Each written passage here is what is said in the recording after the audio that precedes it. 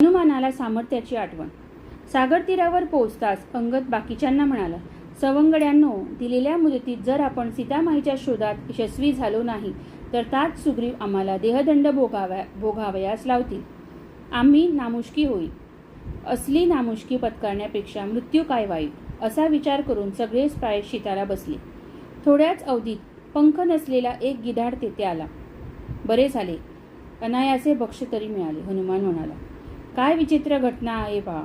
श्रीरामकार्यात एका गिधाडाने जटायूने आपले प्राण देऊन सहाय्य केले, तर दुसरा हा गिधाड आमच्यावरच भूक शमवायला पाहतो आहे. हे ऐकताच तो गिधाड पक्षी चमकावला, म्हणाला, जटायू बंधूचे नाव कोणी घेतले आहे? होय, मीच, हनुमान म्हणाला. त्याचे काय झाले? मी त्याचा मोठा भाऊ संपाती.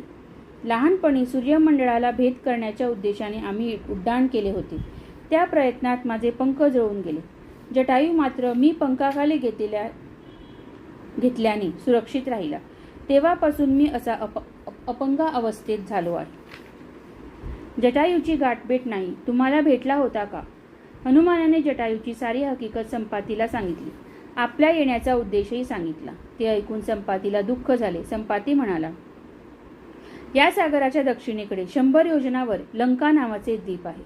तेथील राजा रावणाने एका स्त्रीला रथात घालून आकाशमार्गाने नेताना मी पाहिले आहे. संपातीने नंतर नूट जटायूच्या नावे तर्पण केले. त्याबरोबर त्याला नवे पंख फुटले. वानरसेनेला शुभ कार्यात सुयश चिंतून तो विंध्य पर्वतावर उडून गेला. संपातीच्या माहितीने सर्वांनाच आशेचा किरण दिसला. पण 100 योजने सागर ओलांडून जाणार कोण?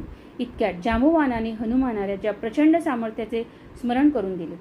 स्मरण होताच हनुमंताने अतिप्रचंड रूप धारण केले व सर्वात उंच अशा महेंद्र पर्वताच्या शिखरावर चढला. श्रीरामाच्या नावाचा जयजयकार करीत त्यांनी लंकेच्या दिशेने उड्डाण केले.